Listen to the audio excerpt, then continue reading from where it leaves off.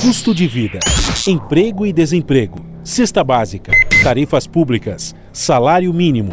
Agora, na Brasil Atual, a análise do DIEESE. E nós vamos fazer contato agora com o diretor técnico do DIEESE, Fausto Augusto Júnior. Bom dia, Fausto.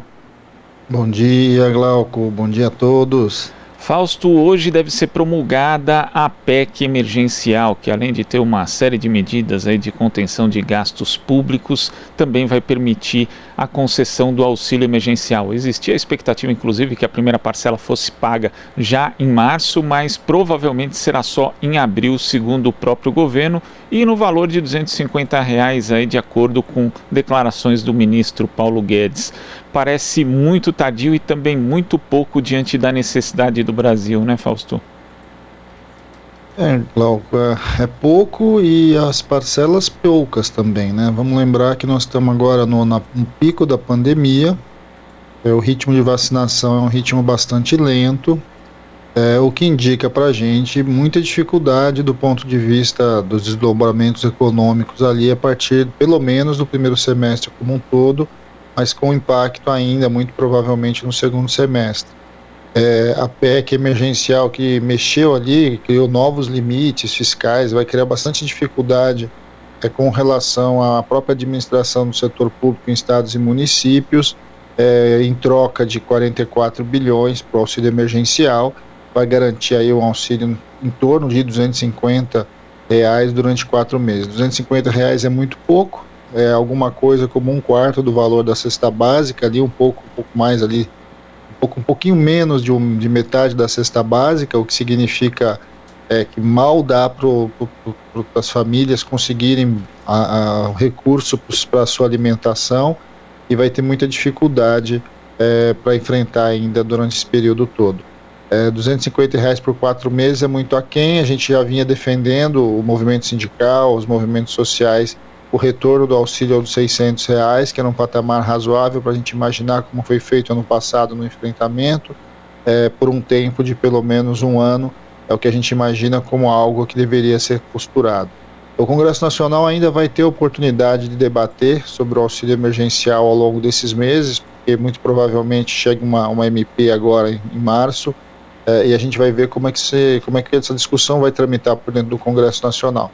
Mas a sinalização do governo é a mesma sinalização quando da discussão no ano passado, em que o auxílio ficou mesmo entre R$ 250 proposto pelo governo e o Congresso Nacional fez a sua alteração.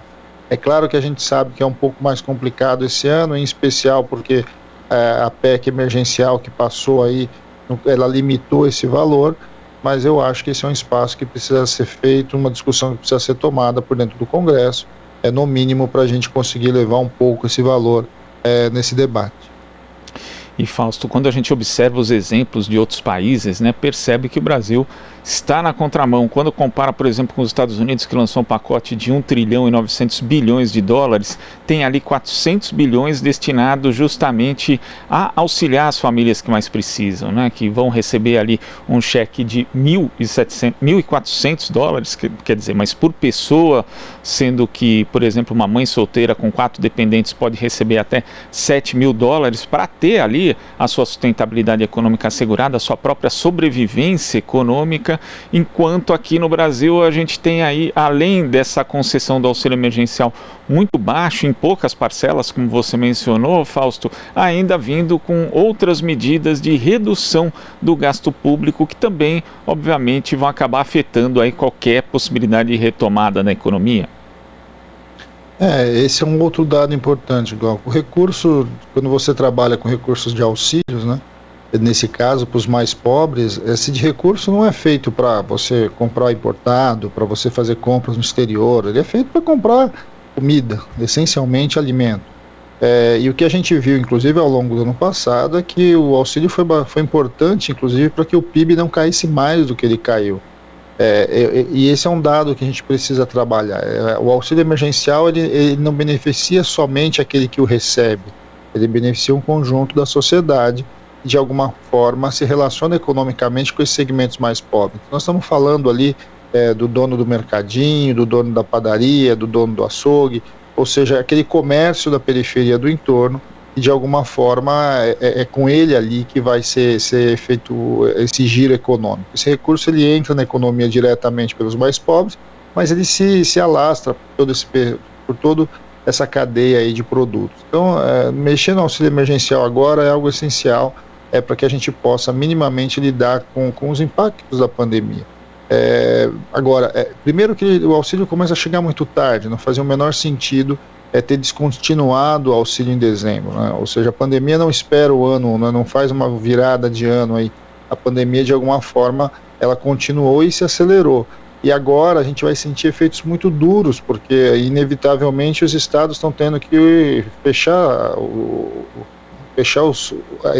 a sociedade em geral, né? Nós estamos vendo aí lockdown em algumas cidades, nós estamos vendo fechamento mais restrito em estados grandes como São Paulo, como Minas, como Brasília, e isso vai indicando um pouco as dificuldades que aquele mesmo segmento que teve ano passado, que a gente discutiu muito aqui, né, dos informais, dos trabalhadores avulsos, dos trabalhadores autônomos, e volta a se repetir. Só que volta a se repetir com uma canseira econômica maior também, ou seja, as famílias hoje têm cada vez menos poupança, cada vez menos renda para poder enfrentar essa economia que vai se deteriorando. E vamos lembrar, os R$250 de hoje não são mais os R$250 do ano passado, porque a inflação corroeu uma parte importante aí desse valor, em especial porque quem vai receber o auxílio emergencial gasta essencialmente com alimentação, e a alimentação foi um dos itens que mais subiu ao longo de 2020, né? Então dá para você dizer que do ponto de vista da alimentação, a gente pelo menos perdeu aí dos R$250, se fosse comparar com o ano passado, mais de 15%.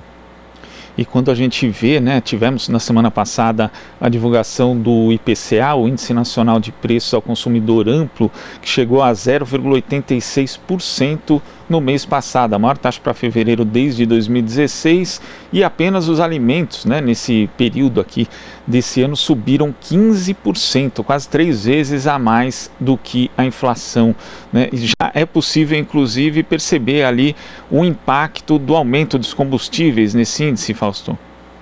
Bem, então aí a gente vai vendo como é que a economia ela está também com bastante dificuldade, e a cesta básica ali, né, ou seja, o carrinho do supermercado do trabalhador, ele está se reduzindo.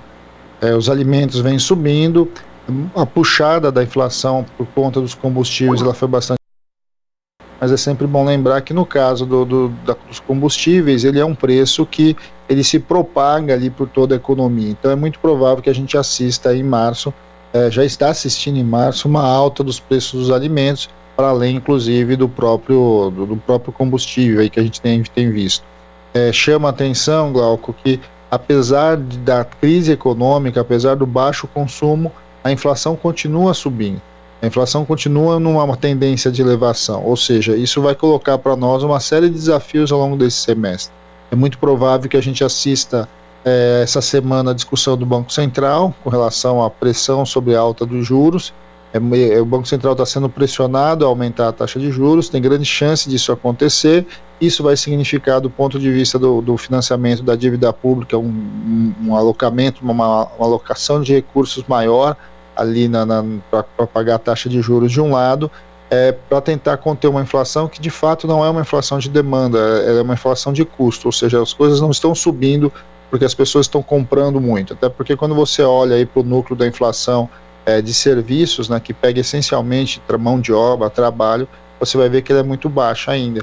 Então o que a gente tem hoje? A gente tem um cenário muito complicado do ponto de vista da renda das pessoas, a renda das pessoas está comprimida, o auxílio emergencial entra, mas entra com uma quantidade muito limitada de recursos, diferente do que a gente viu ano passado, e na outra ponta as pressões de alta, principalmente vindo aí do câmbio, estão de certo modo influenciando e dificultando e retirando o poder de compra dos trabalhadores. Então acho que esse é o desafio que está colocado agora, e que a gente sabe que, acima de tudo, o que é mais importante agora é minimamente a gente conter a pandemia, é minimamente aumentar a vacinação, porque esse é o caminho de fato para a gente começar a superar as dificuldades que a gente tem, não só do ponto de vista social, do ponto de vista mas também do ponto de vista da economia em geral.